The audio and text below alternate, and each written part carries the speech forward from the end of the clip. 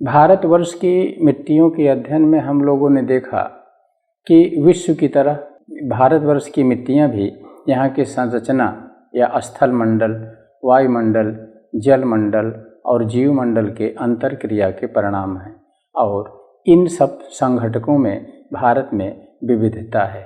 यही परिणाम है कि भारतवर्ष की मिट्टियों की संरचना, उनके कणों के अंदर मिलने वाले रिक्त स्थान, उसमें मिलने वाली वायु और उसमें मिलने वाले जल की मात्रा तथा ह्यूमस की मात्रा में स्थानिक अंतर है, जिसका कारण है कि भारत भूमि की संरचना में प्राचीनतम गोंडवाना लैंड से लेकर नवीनतम जलोढ़ चट्टानें और विभिन्न पर्यावरणीय परिस्थितियाँ और इसमें विभिन्न प्रकार के जैविक तत्वों में क्षेत्रीय असमानता मिलती है और यही कारण है कि भारतवर्ष की मिट्टियों में प्रादेशिक भिन्नता है, जिसका अध्ययन हम लोग किए। आज हम लोग देखते हैं कि किस तरह से soil problems of India, Bharat की मिट्टियों में मृदा की समस्या है। मृदा की समस्या के अंतर्गत दो शीर्षक आते हैं।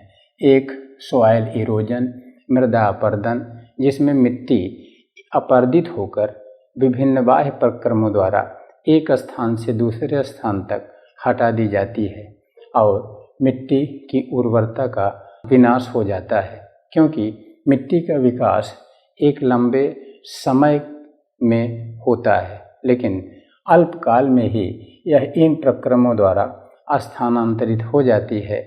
इसलिए यह मिट्टी की एक समस्या है।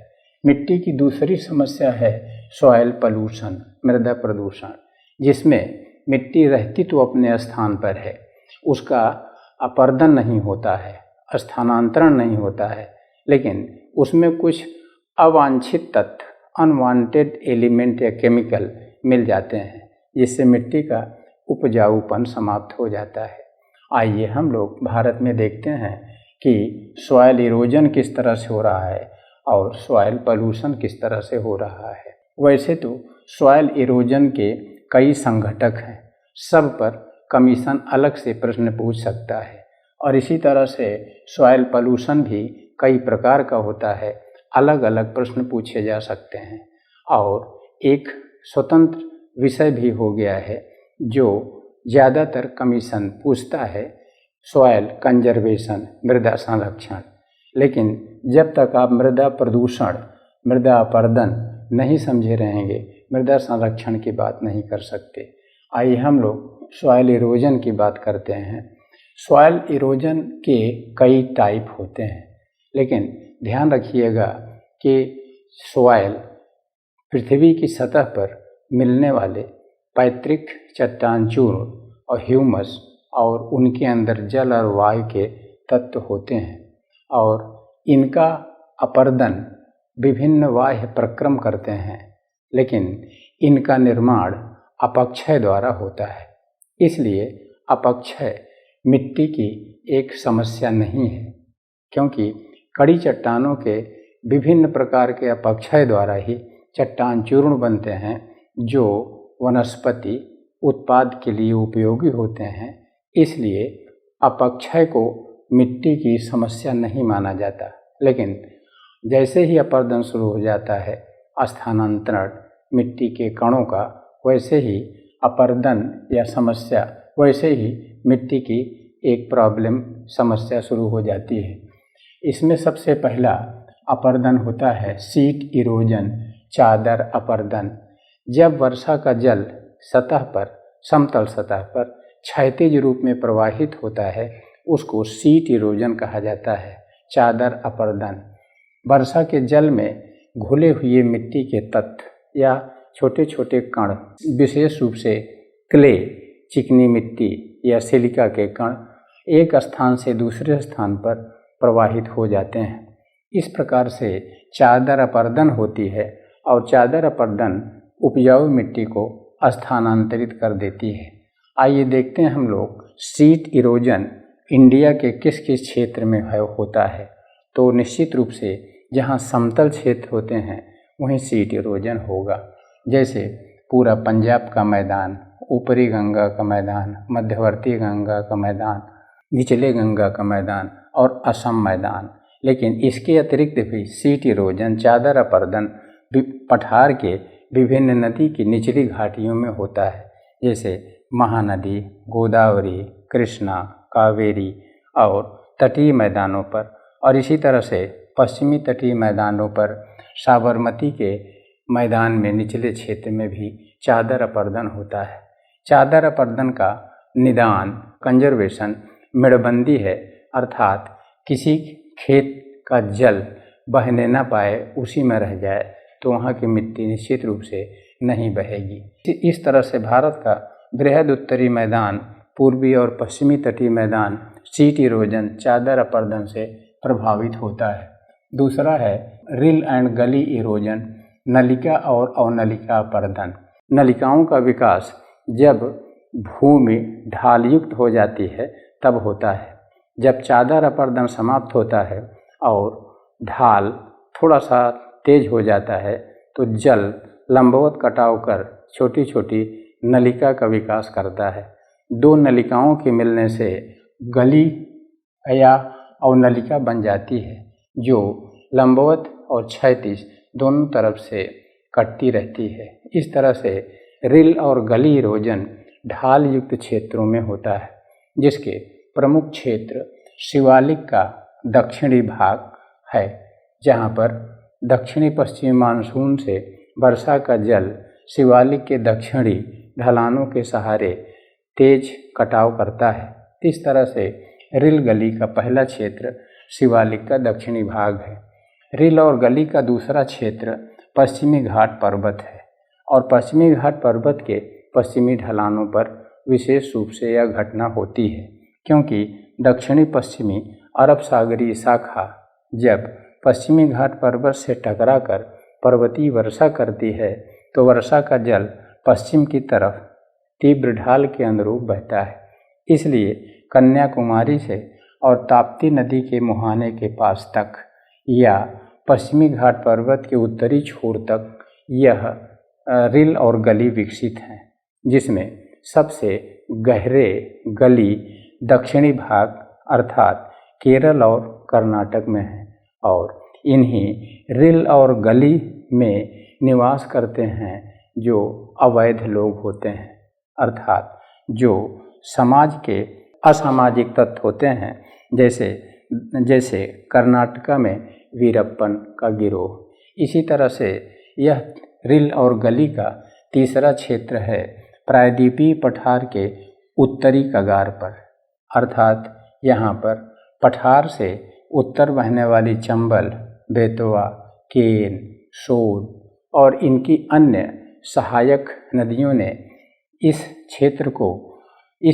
को रिल और गली में परिणत कर दिया है, क्योंकि दक्षिण से उत्तर ढाल है और वर्षा का जल उत्तर की तरफ मैदान में जाता है और इस तरह से प्रायद्वीपीय पठार के उत्तरी कगार पर स्पर हैं और उन स्पर पर इन नदियों ने रिल और गली का विकास किया है और इसमें पश्चिम या चंबल घाटी से और पूरब की तरफ जाने पर रिल और गली की गहराई कम होती है। सबसे खतरनाक और उल्लेखनीय बीहड़ चंबल नदी में है।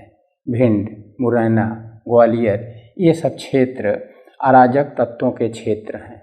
वैसे तो प्रायद्वीपीय पठार के पूरे उत्तरी कगार के सहारे अवांछनीय तत्व डकैत मिलते हैं, लेकिन पश्चिम से पूरब रोहतास तक जाने में इन रिल और गली की ऊंचाई गहराई कम होती जाती है, जिसका कारण है कि प्लेट टेक्टोनिक के फलस्वरूप अरावली क्षेत्र या प्रायद्वीपीय पठार का उत्तरी पश्चिमी क्षेत्र ऊपर उठा, जिसके फलस्वरूप यहाँ पर चंबल क्षेत्र में नदियों ने विशेष गहराई में रिल गली का विकास किया और यहाँ के बीहड़ विश्वविख्यात हैं। इस तरह से चौथा क्षेत्र अरावली है। वैसे तो अरावली क्षेत्र में वर्षा कम होती है, जिसके पश्चिमी भाग में वायुड़ प्रक्रम काम करता है, लेकिन पूर्वी भाग में अर्ध शुष्क क्षेत्र में जहाँ कुछ वर्षा हो जाती है रिल और गली का विकास हुआ है। इस तरह से भारत में प्रमुख 3 रिल गली के क्षेत्र हैं। नंबर 1 शिवालिक, नंबर 2 पश्चिमी घाट पर्वत, नंबर 3 प्रायद्वीपीय पठार का उत्तरी कगार और गौड़ क्षेत्र 2 हैं। नंबर 4 अरावली का पूर्वी ढाल और नंबर 5 पूर्वी घाट पर्वत। पूर्वी घाट पर्वत पर भी कुछ रेल गली विकसित हुए हैं, लेकिन यह उतना उल्लेखनीय नहीं है क्योंकि यह पर्वत घिसा पिटा है। नदियों का यहाँ पर निचला क्षेत्र है, यहाँ पर नदियों ने क्षैतिज कटाव भी किया है। इस तरह से ये रही समस्या रेल और गली, नलिका और अवनलिका की। तीसरी समस्या है विंड इरोजन, वायुड़ अपरदन। वायुड़ प्रक्रम भारतवर्ष के पश्चिमी भाग में काम करता है, जिसकी यहाँ एक लिमिट दिखाई गई है। इस तरह से समूचा कर्नाटक और तेलंगाना का पश्चिमी भाग, महाराष्ट्र का भाग, मराठवाड़ा, विदर्भ और मध्य प्रदेश का अधिकांश भाग इसके अंतर्गत आता है। फिर यह रेखा पश्चिमी उत्तर प्रदेश से होती हुई और चली गई है दिल्ली के पूरब से, और इस तरह से यह पंजाब और हरियाणा को भी अपने अंतर्गत सम्मिलित करती है। और यह शुष्क और अर्धशुष्क क्षेत्र है। राजस्थान का शुष्क क्षेत्र और अरावली के पास का अर्धशुष्क क्षेत्र, और इसी तरह से पश्चिमी घाट पर्वत के पूरब विष्ट छाया क्षेत्र का अर्धशुष्क क्षेत्र। यहाँ तक शुष्क और अर्धशुष्क भाग में वायुड़ प्रक्रम काम करता है, जिसमें तापीय अपक्षय द्वारा जनित चट्टान चूर्ण हवाओं द्वारा स्थानांतरित किए जाते हैं, जो मिट्टी की एक समस्या है। लेकिन विंड इरोजन में विशेष रूप से राजस्थान राज्य आता है। वैसे तो वायुड़ प्रक्रम दिल्ली के पश्चिम तक सक्रिय रहता है, जिसका प्रमाण है कि बालुका स्तूप दिल्ली तक आना चाहते हैं, लेकिन दिल्ली महानगर के पश्चिम में 1.6 किलोमीटर चौड़ी शेल्टर बेल्ट या ग्रीन बेल्ट लगाई जा रही है, जो सिद्ध करती है कि वायुड़ प्रक्रम यहाँ काम कर रहा है।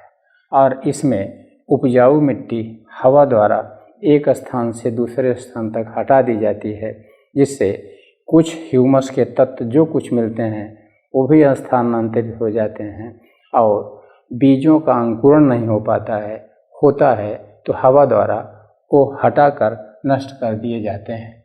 अगला प्रक्रम है ग्लेशियल इरोजन, हिमानी अपरदन।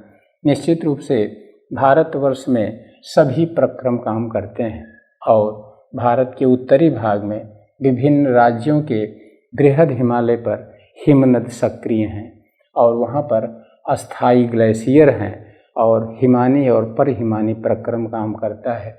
विशेष रूप से जम्मू कश्मीर के ग्रेटर हिमालय पर, लद्दाख क्षेत्र में और हिमाचल प्रदेश और उत्तराखंड के बृहद हिमालय बर्फाच्छादित हैं। और इसी तरह से सिक्किम का उत्तरी भाग अर्थात कंचनजंगा और जेमू ग्लेशियर के आसपास और अरुणाचल प्रदेश के उत्तरी छोर पर विशेष रूप से बृहद हिमालय पर बर्फ जमा रहती है और उसके दक्षिण में परहिमानी क्षेत्र हैं। इस तरह से हिमानी प्रक्रम द्वारा भी अपक्षय और अपरदन होता रहता है और यहाँ का अपरदन चट्टानों को काटकर हिमोड़ को नीचे लाकर निक्षेपित कर देता है। इस तरह से यह मृदा अपरदन का एक स्वरूप है जो भारत के उत्तरी छोर पर बृहद हिमालय में सक्रिय रहता है। और अगला है मैरीन इरोजन, समुद्री अपरदन। निश्चित रूप से भारत एक प्रायद्वीपीय क्षेत्र है और यह 3 तरफ से समुद्र से घिरा है और समुद्र में रात दिन लहरें चलती हैं और उन लहरों का प्रमुख कारण है विंड, पवन। भारतवर्ष की जलवायु मानसूनी है, जिसमें ग्रीष्मकाल में दक्षिण पश्चिम मानसून की हवाएं तीव्र गति से आती हैं, जो महासागर या समुद्र से लहरें उत्पन्न करती हैं और वो लहरें पश्चिमी घाट पर्वत के पास तीव्र गति से टकराती हैं, विशेष रूप से पश्चिमी तटीय मैदान पर। यह खड़ा भाग है जिसका कारण है विवर्तन की घटना, अर्थात पश्चिमी घाट का पर्वत और विशेष रूप से तटीय मैदान या भूक्षेत्र ऊपर की तरफ उठा और उसमें विशेष रूप से केरल और कर्नाटक का क्षेत्र।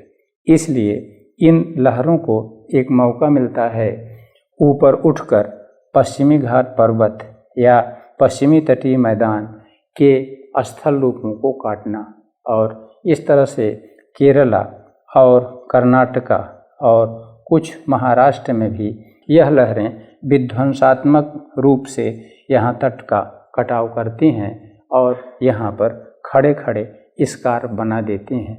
और इसके उत्तर जाने पर उत्तरी महाराष्ट्र और गुजरात में इनका असर कम होता है, क्योंकि यहाँ महाराष्ट्र, उत्तरी महाराष्ट्र और गुजरात का भाग धंसा हुआ है, वह निमज्जित है।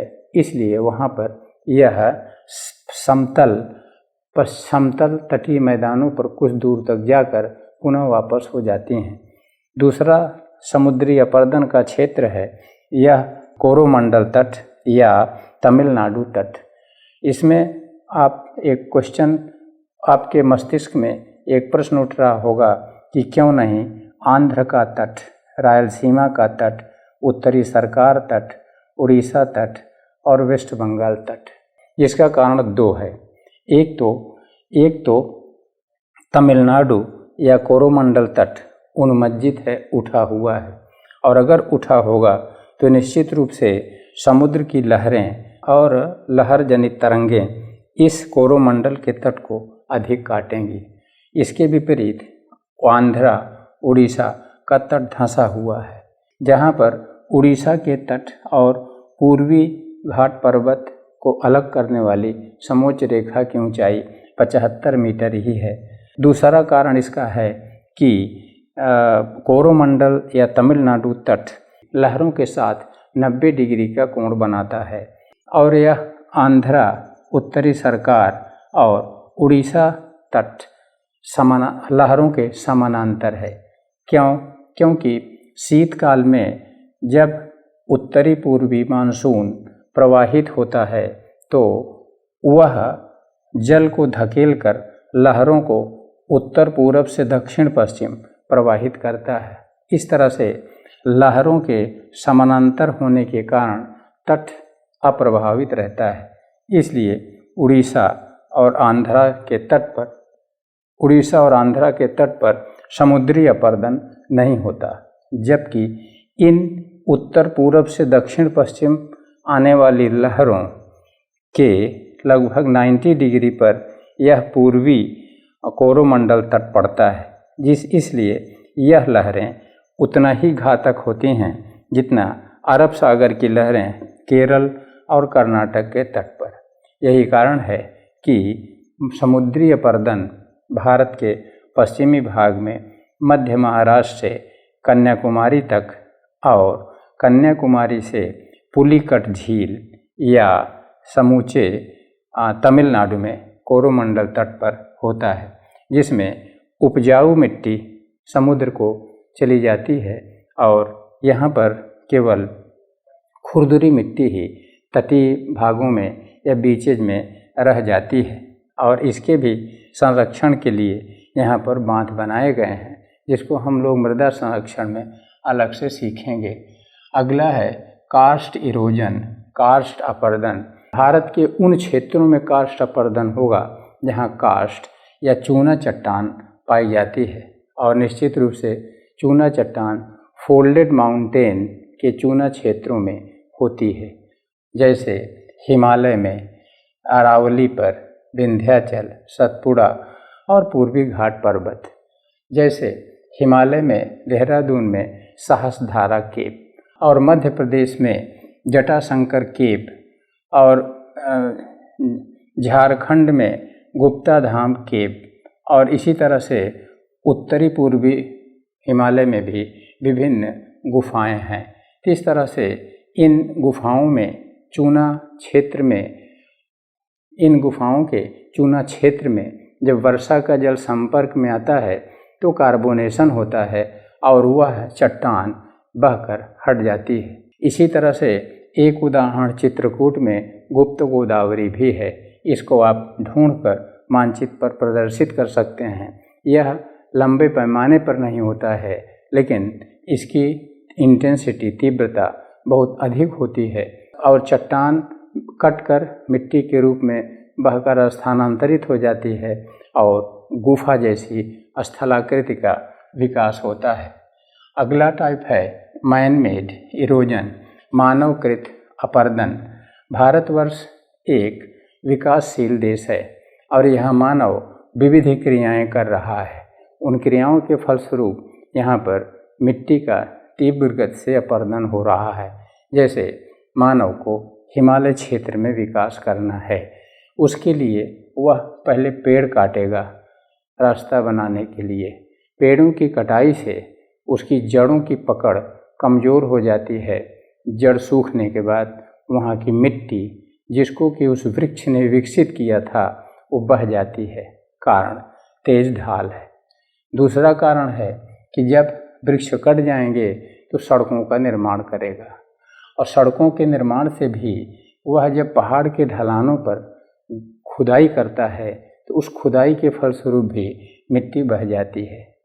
और जब सड़कें विकसित हो जाएंगी तो अपने टारगेट पर जब पहुंचेगा, उस टारगेट पर कोई मिनरल है, खनिज है, तो उसकी खुदाई के बाद वह उस भूभाग को छोड़ देता है, उसको संरक्षित कर वृक्ष लगाकर नहीं हटता।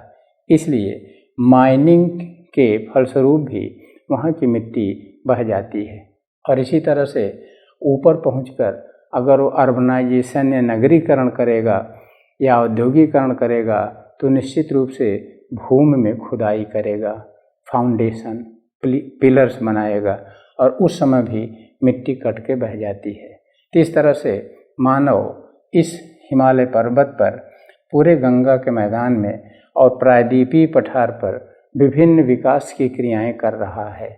जैसे हम लोग डिस्कस किए कि वृक्षों की कटाई, मार्गों का निर्माण, नगरीकरण, औद्योगिकरण, इस तरह से मनुष्य कभी कभी परमाणु परीक्षण भी करता है जिससे वहाँ की चट्टानें ढीली हो जाती हैं। मनुष्य कभी कभी माइनिंग के लिए ब्लास्टिंग भी करता है, चट्टानें चूर चूर हो जाती हैं, लेकिन उपजाऊ मिट्टी न बनकर वहाँ से विभिन्न अपरदनकारी प्रक्रमों द्वारा हटा दी जाती हैं।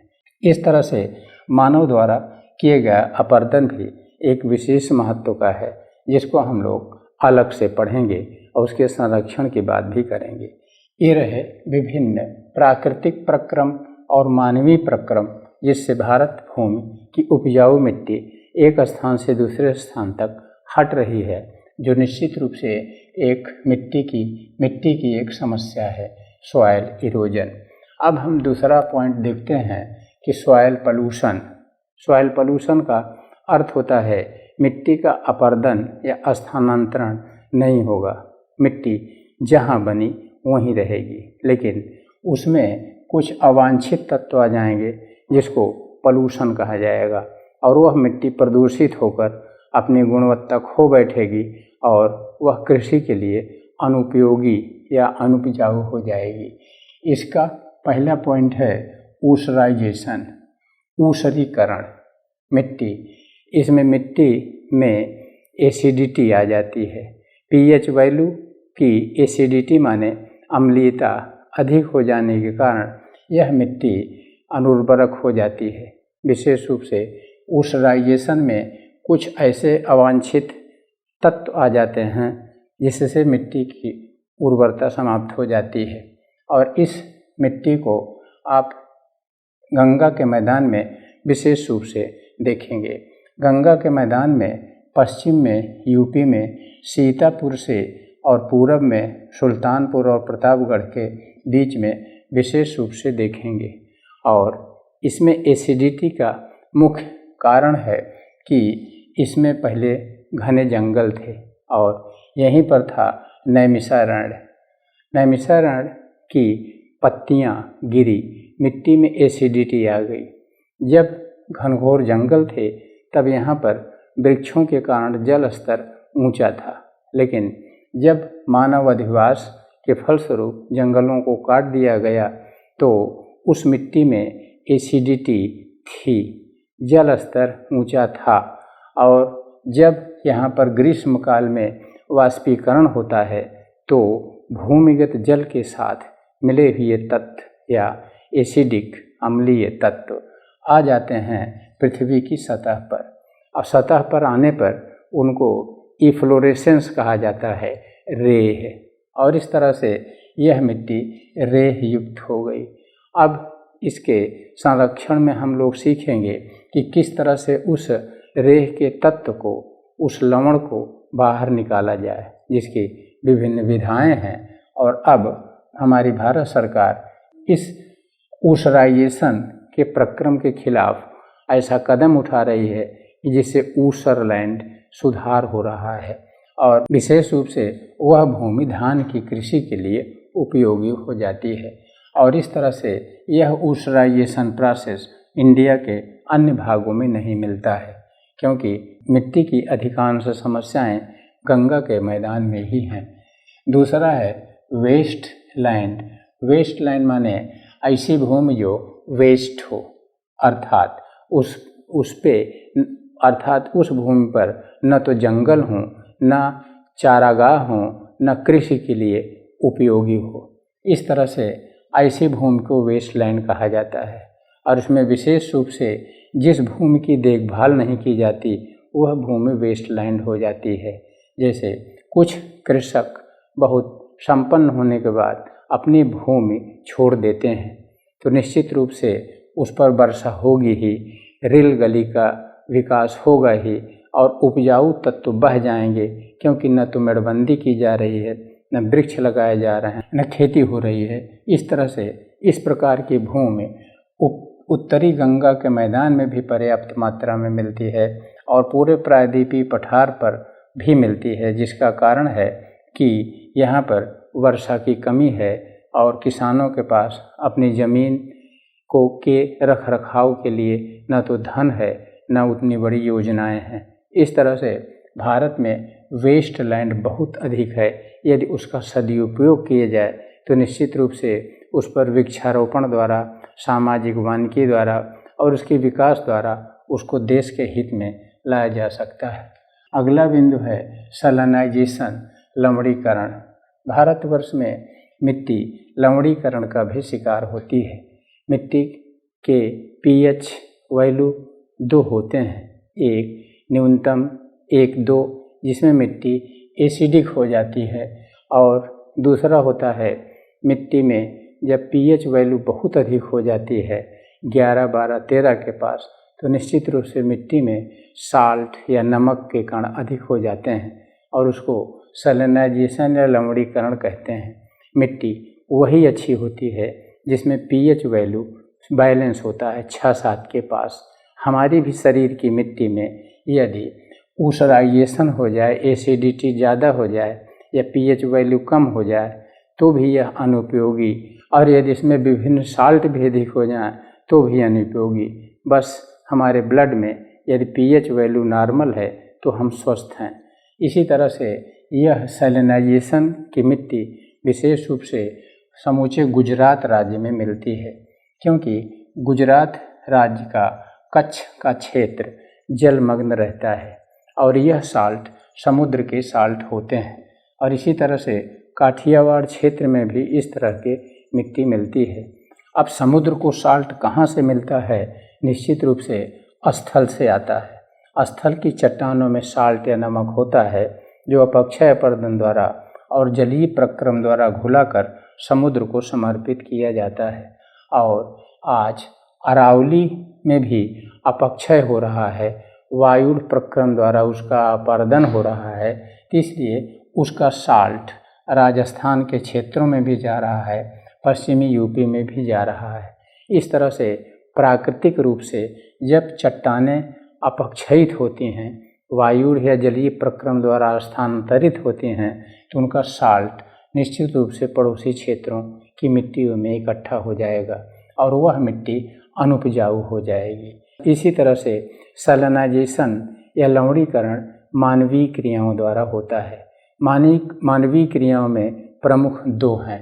एक, नहरी सिंचाई, विशेष रूप से पंजाब और हरियाणा राज्यों में भाखड़ा नंगल कैनाल सिस्टम की विभिन्न नहरें जैसे सरहिंद कैनाल, भाटिंडा कैनाल से पश्चिमी पंजाब और हरियाणा में सिंचाई होती है और उसके कारण पंजाब में मुक्तसर क्षेत्र है, जिला भी हो गया है कि मिट्टी अनुपजाऊ हो गई, सैलिनाइज हो गई या उसमें लवण की मात्रा अधिक हो गई।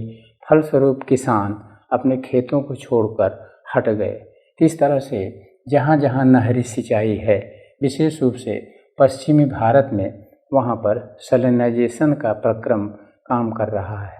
नहरी सिंचाई के अतिरिक्त सैलिनाइजेशन लवणीकरण का दूसरा कारण है रासायनिक उर्वरकों का किसानों द्वारा खेतों में प्रयोग किया जाना, और इसमें पंजाब, हरियाणा और पश्चिमी यूपी विशेष रूप से आते हैं। इस तरह से सैलिनाइजेशन भी मिट्टी की एक प्रॉब्लम है या मिट्टी का एक प्रदूषण है, जिसमें मिट्टी वहीं रहती है, सैलिनाइज हो जाती है। और अगला है एसिड रेन, अम्लीय वर्षा। भारत एक उद्योग की दृष्टि से विकासशील देश है और यहाँ पर औद्योगिकरण तीव्र गति से हो रहा है।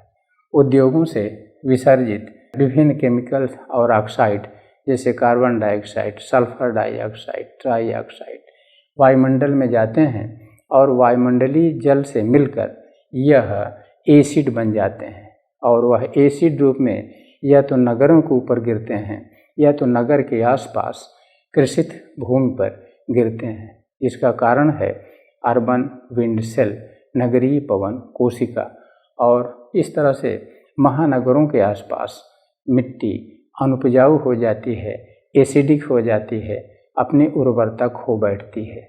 इस तरह से हमको इंडिया का एक मैप महानगर का बनाना होगा और उसमें भी विशेष रूप से 6 बड़े बड़े इंडस्ट्रियल रीजन्स को प्रदर्शित करना होगा, जिसमें पूरब में कोलकाता इंडस्ट्रियल रीजन है और इधर झारखंड औद्योगिक प्रदेश है, दिल्ली महानगर औद्योगिक प्रदेश है, इधर अहमदाबाद औद्योगिक प्रदेश, मुंबई औद्योगिक प्रदेश और चेन्नई और हैदराबाद औद्योगिक प्रदेश हैं।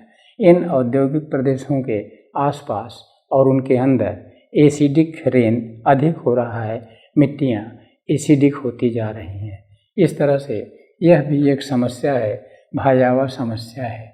एसिडिक रेन, अम्लीय वर्षा न केवल महानगरों में बल्कि महानगरों को जोड़ने वाले 4, 6 और 8 लेन नेशनल और सुपर नेशनल हाईवे के किनारे भी एसिडिक रेन होती है, जिससे वहाँ खेत अपनी उर्वरा खो देते हैं।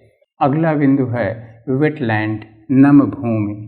हमारा भारतवर्ष मानसून जलवायु से युक्त है और इसमें उच्चावचीय विषमता भी है। हिमालय, गंगा के मैदान और प्रायद्वीपीय पठार, तटीय मैदान में कुछ भाग निम्न होते हैं। उन निम्न भूभागों में वर्षा का जल एकत्रित हो जाता है और इसे मार्श, स्वाम्प, वेटलैंड कहा जाता है। वेटलैंड में वर्ष भर लगातार जल भरे रहने के फलस्वरूप वहाँ के मिट्टी के तत्व नीचे जाते रहते हैं, जिसको ग्लेयीकरण या ग्लीजेशन कहा जाता है, और वह मिट्टी कृषि के दृष्टि से अनुपजाऊ हो जाती है। जैसे भारतवर्ष में चिल्का झील, सांभर, कुचमन, डेगना, भोज, इस तरह से भारतवर्ष में विभिन्न झीलें हैं और इन झीलों को 1971 में ईरान के रमसार कॉन्फ्रेंस में वेटलैंड डिक्लेयर किया गया। आज भारतवर्ष में 26 से ज़्यादा वेटलैंड हैं, जिनकी प्रॉब्लम क्या है, जिनकी समस्याएं क्या हैं, उनका समाधान क्या है, इसको हम लोग एक अलग वीडियो में पढ़ेंगे, क्योंकि वेटलैंड अपने में एक स्वतंत्र प्रश्न है। इस तरह से वेटलैंड भी उस क्षेत्रीय मिट्टी की एक समस्या है, जिसका मेन कारण है बाढ़ और निवारण है जल का सही प्रवाह या निकास। अगली समस्या है आर्सेनिक। आर्सेनिक कुछ ऐसे तत्व होते हैं जो जल के साथ प्रवाहित होते रहते हैं और उस जल के भूमिगत होने के पश्चात वह भूमिगत संस्तरों में इकट्ठा हो जाते हैं, लेकिन वह कुछ काल पश्चात मिट्टी के भाग हो जाते हैं और उनको आर्सेनिक कहा जाता है और वह मिट्टी उपजाऊ हो जाती है। और निश्चित रूप से इनका मेन कारण केमिकल्स का है और यह भूमिगत जल में मिलते हैं। जैसे गंगा के मैदान का ढाल पश्चिम से पूरब है, सतही, और नदियों का जल पश्चिम से पूरब बहता है, लेकिन यदि निक्षेप को देखा जाए तो इसके अंदर इसका अंतर सतही या भूमिगत जल भी संस्तरों के पश्चिम से पूरब झुके होने के कारण पश्चिम से पूरब की तरफ प्रवाहित होता है। इस तरह से यह पहले पश्चिम बंगाल के भूमिगत जल में इकट्ठा होगा। आर्सेनिक तत्व सबसे अधिक पश्चिम बंगाल के भूमिगत जल में और उसकी मिट्टी में मिलेंगे। जब यह संतृप्त हो जाएगा तो यह आर्सेनिक का जमावड़ा पूर्वी बिहार में होगा, उसके बाद पश्चिमी बिहार में, इसके बाद पूर्वी उत्तर प्रदेश में। नवीनतम रिपोर्ट के अनुसार इस समय कानपुर के भूमिगत जल में आर्सेनिक अधिक मात्रा में मिल रहा है। इस तरह से पूरब से पश्चिम जाने पर आर्सेनिक की मात्रा कम होती जा रही है, लेकिन पश्चिम बंगाल के कूच बिहार में भी आर्सेनिक की मात्रा पर्याप्त है। इसी तरह से गोयलपाड़ा और कोकराझार की तरफ भी आर्सेनिक की मात्रा बढ़ रही है, अर्थात भारत के मानचित्र पर सबसे अधिक आर्सेनिक का क्षेत्र यही है, जो एक समस्या है। लेकिन इसके साथ ही साथ आर्सेनिक की मात्रा राजस्थान के उत्तरी जिलों गंगानगर से जैसलमेर तक भी अधिक मात्रा में है, जिसका कारण आप बता सकते हैं कि पंजाब के कृषक अपनी मिट्टी में रासायनिक उर्वरकों का प्रयोग अधिक करते हैं और पंजाब प्लेन का ढाल उत्तर पूरब से दक्षिण पश्चिम है, इसलिए सतही और भूमिगत जल उत्तर पूरब से दक्षिण पश्चिम प्रवाहित होकर राजस्थान के उत्तरी पश्चिमी जिलों में इकट्ठा हो जाता है। यह पूर्वी जिलों की तरफ नहीं बढ़ पाता। क्योंकि यहाँ पर अरावली पर्वत है और इसका ढाल पूरब से पश्चिम है, इसलिए यह आर्सेनिक के तत्व पंजाब के निचले क्षेत्रों और राजस्थान के उत्तरी पश्चिमी जिलों जो कि पाकिस्तान की सीमा से लगे हैं में पाया जाता है। इस तरह से ये रही आर्सेनिक समस्या। आर्सेनिक की कुछ मात्रा तटीय मैदानों में भी महानदी, गोदावरी, कृष्ण, कावेरी नदियों के डेल्टाई क्षेत्र में भी मिलती है। यह रहा मृदा के अपरदन के कारण उनके क्षेत्र और मृदा प्रदूषण के कारण उनके क्षेत्र। इनका निवारण हम लोग एक अलग वीडियो में सीखेंगे, सॉइल कंजर्वेशन, जो कि आज बहुत ही इम्पॉर्टेंट है। अब इस वीडियो से संबंधित कुछ क्वेश्चन आपसे कमीशन पूछ सकता है, जैसे northern plains is depositional, how seat erosion is taking place. Bharat का उत्तरी मैदान, जिसमें पंजाब, ऊपरी गंगा, मध्य गंगा, निचली गंगा और असम पूरा, यह डिपोजिशनल है। डिपोजिशनल निक्षेप जनित कैसे है? प्रायद्वीपीय पठार का उत्तरी कगार और हिमालय का दक्षिणी शिवालिक प्रदेश के बीच में एक खाई या ट्रेंच थी, जिसमें हिमालय से आने वाली नदियों ने निक्षेप किया अवसाद का, और कुछ निक्षेप प्रायद्वीपीय पठार की चंबल, बेतवा, केन, सोन इन सबों ने किया। और इस मैदान में अवसाद की गहराई कहीं पर 6000 मीटर है, तो कहीं पर 8000, तो कहीं पर मेरठ के पास 4000 मीटर ही है। लेकिन 3-4 हजार मीटर मोटा अवसाद हर जगह है। इससे सिद्ध होता है कि भारत का उत्तरी मैदान निक्षेप जनित है। फिर सीट इरोजन, चादर अपर्दन इस पर कैसे? दो में एक ही होना चाहिए। जहाँ निक्षेप हो रहा है वहाँ इरोजन नहीं होगा। अगर इरोजन हो रहा है तो निक्षेप कैसा? लेकिन यह स्पष्ट है कि यहाँ पर सीट इरोजन होता है। क्यों? क्योंकि गंगा नदी अपनी सहायक नदियों के साथ बहुत अधिक मात्रा में अवसाद बंगाल की खाड़ी में जमा कर रही है और यह विश्व की सबसे गहरी भूषण नदी है। और इसमें अवसाद जो लाया जा रहा है निश्चित रूप से नदियों और उनकी सहायक नदियों द्वारा हिमालय से, पठार से लाया जा रहा है। इस तरह से इस मैदान में अपर्दन हो रहा है और वह विशेष रूप से सीट इरोजन। किसानों के खेतों की मिट्टी प्रतिवर्ष कुछ न कुछ चादर अपर्दन द्वारा बह जाती है। इतना ऊंचा मेड़ नहीं कर सकते कि उनकी सब की सब मिट्टी उनके खेत में ही रह जाए। कुछ जल के साथ कुछ चिकनी मिट्टी के कण निश्चित रूप से बहकर चले जाते हैं।